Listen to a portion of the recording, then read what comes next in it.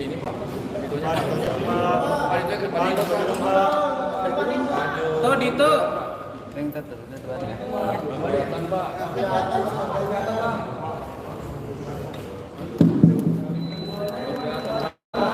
Ya Pak, depan dulu Pak. Dipanjang dulu sedikit Pak. Bentar.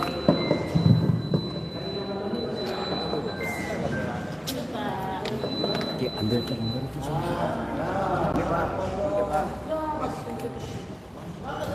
Pak, bentar Pak, ketutup Pak.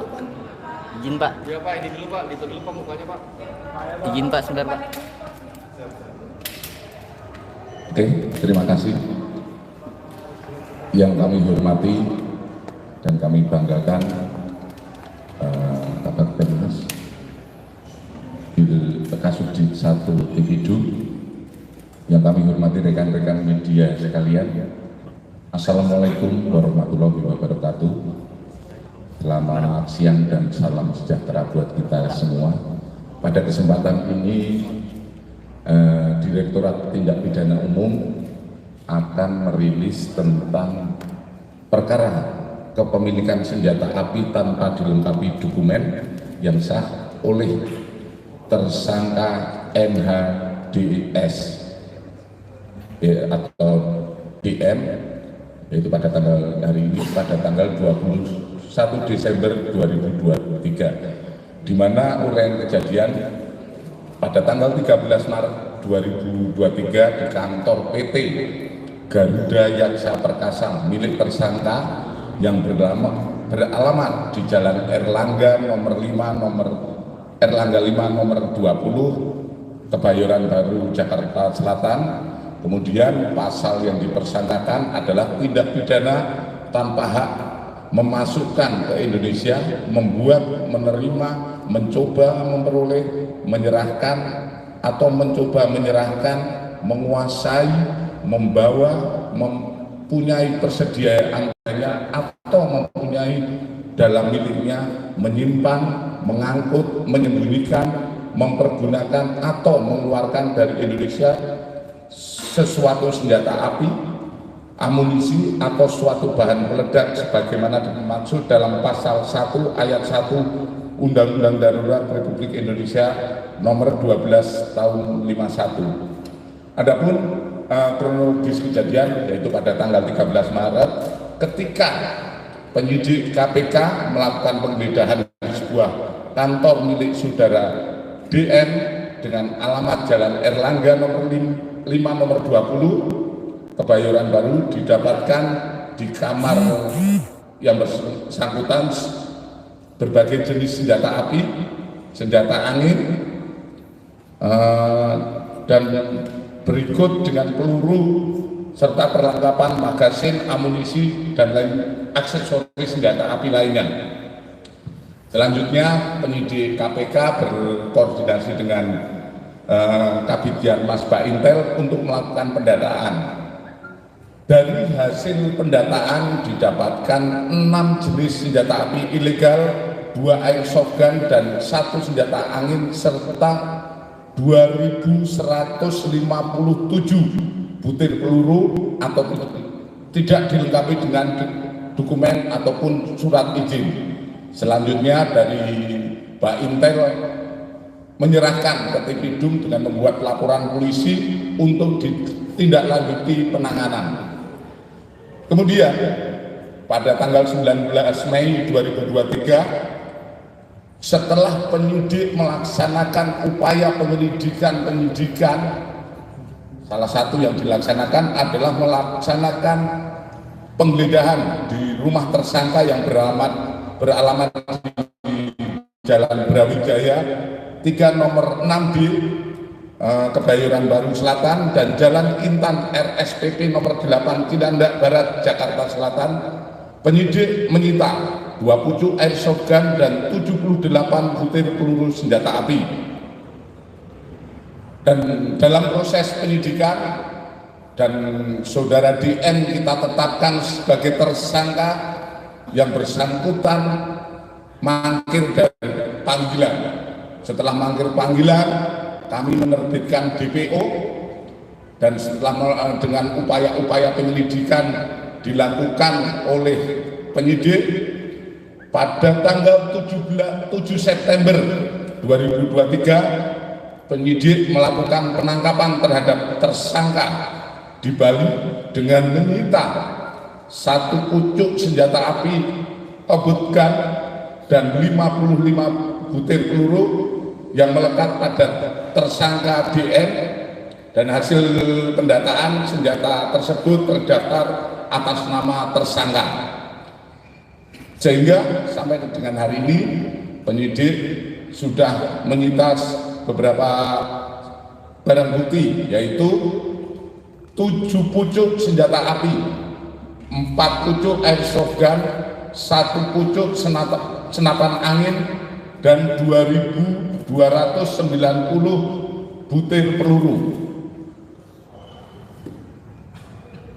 di mana saat ini sudah menyita barang-barang berikut, yaitu 1 pucuk jenis pistol merek Glock 17 kaliber 9, 1 pucuk jenis revolver merek SMB kaliber 22, 1 pucuk jenis Glock 19 custom kaliber 9, 1 pucuk senjata api jenis M4 warna hitam, kemudian 1 pucuk senjata api merek AK-101, 1 pucuk jenis 1 pucuk pistol kaliber 9, 1 pucuk senti jenis kabot, 1 pucuk airsoft gun merek Heckler, 1 pucuk airsoft gun merek Heckler juga, kemudian 1 pucuk jenis airsoft gun warna hitam merek Wingmaster, 1 pucuk airsoft gun jenis pistol dengan nomor WET 5168, kemudian 1 pucuk senjata angin dan 2.157 butir peluru, 1 lembar surat Baintel, yaitu tentang kepemilikan senjata yang dipegang oleh saudara Dito. Dari hasil yang telah dilakukan, penyidik sudah memeriksa 19 saksi, 3 orang ahli, yaitu ahli dari Baintel meliputi ahli perizinan dan pengawasan dan ahli forensik. Kepada saudara DN yang tadi sudah kami sampaikan, ditangkap di Bali pada tanggal 7 September 2023 dan langsung dilaksanakan penahanan di Rutan Barreskrim sampai dengan saat ini adalah 105 hari. Selanjutnya, berkas perkara yang sudah dilaksanakan penyidik dinyatakan P21, dan hari ini Kamis tanggal 21 Desember 2023 akan dilaksanakan tahap 2 ke Kejaksaan Negeri Jakarta Selatan. Itu kira-kira yang kami sampaikan. Mungkin ada pertanyaan dari rekan-rekan media.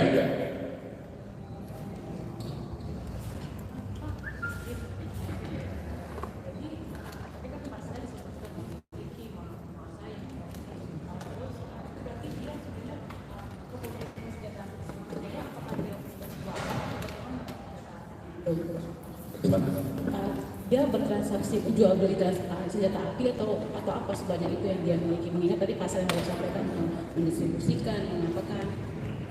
Dari hasil penyidikan yang kita laksanakan, yang bersangkutan menguasai dan menyimpan, itu salah satu unsur penyidikan yang kita dapatkan. Tapi untuk seperti tadi disampaikan itu tidak bisa kita buktikan tentang menjual dan lain sebagainya. Jadi unsur yang terpenuhi dalam hal ini menguasai dan memiliki senjata api, baik senjata api maupun amunisi.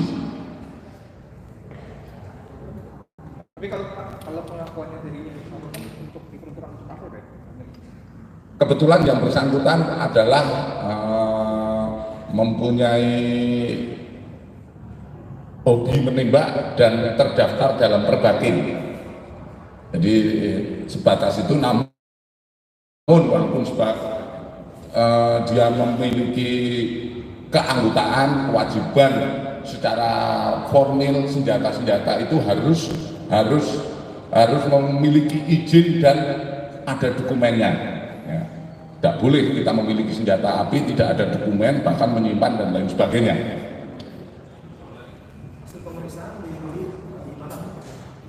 Bagaimana?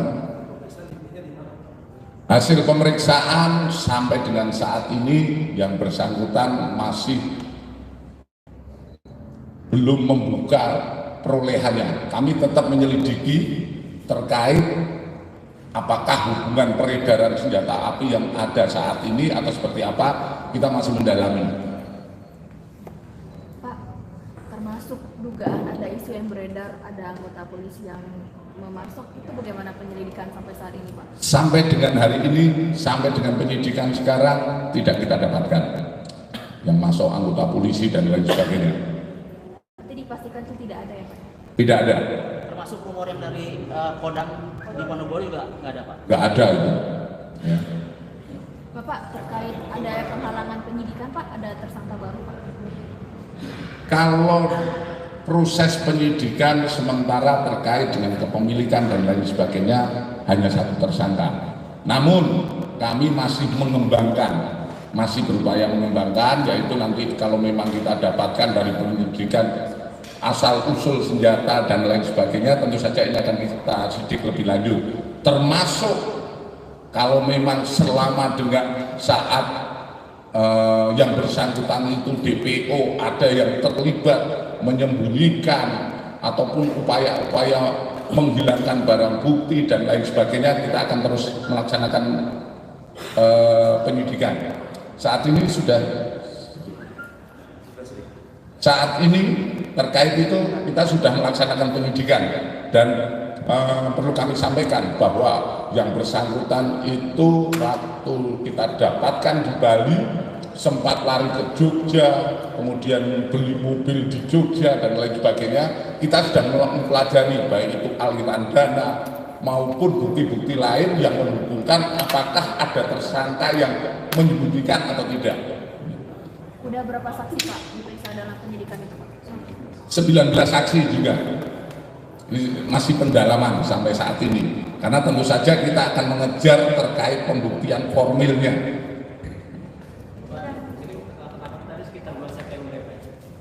Tanggal 7 September.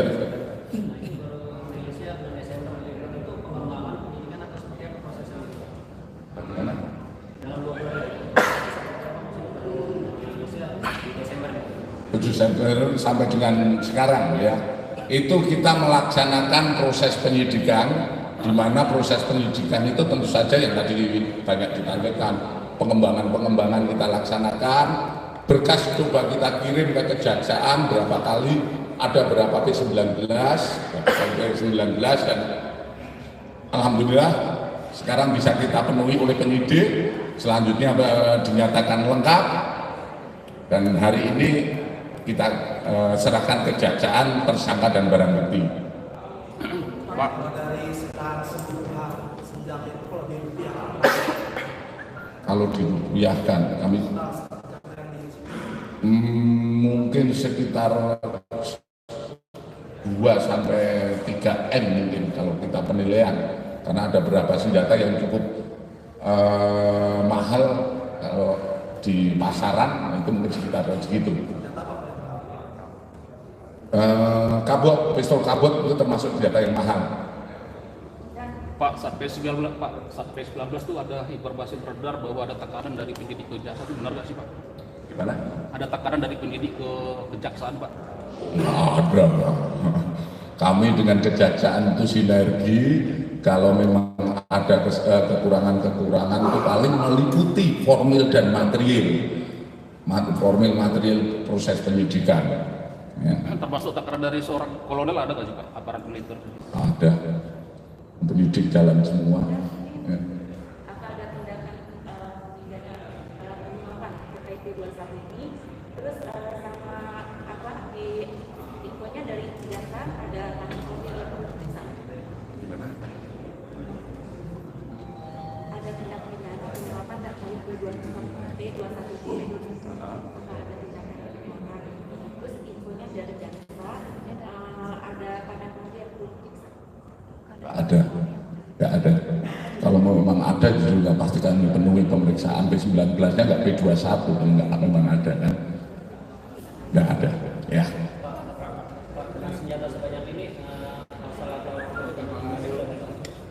Untuk Undang-Undang nomor Undang-Undang nomor 12 tahun 651 itu ancaman hukuman tertinggi adalah 20 tahun.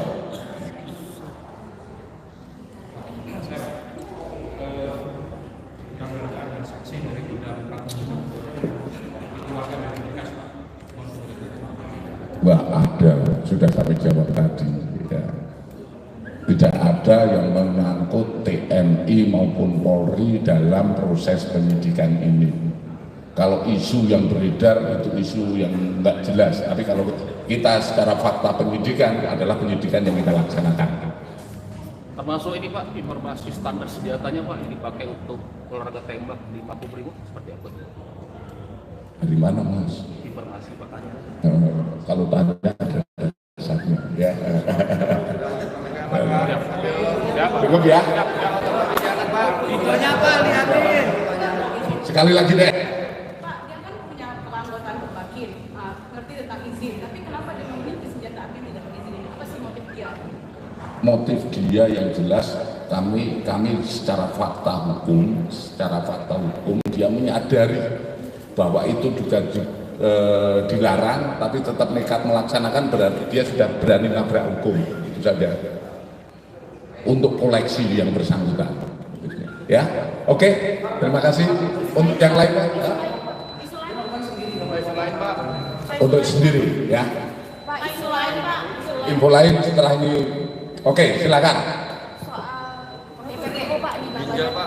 DPO TPPO yang disampaikan menurut BP2MI. Kami sudah melaksanakan penyelidikan dan berapa kali kami melaksanakan, disampaikan nama, nomor handphone, ya. Kami sudah melaksanakan penyelidikan, begitu kita melaksanakan penyelidikan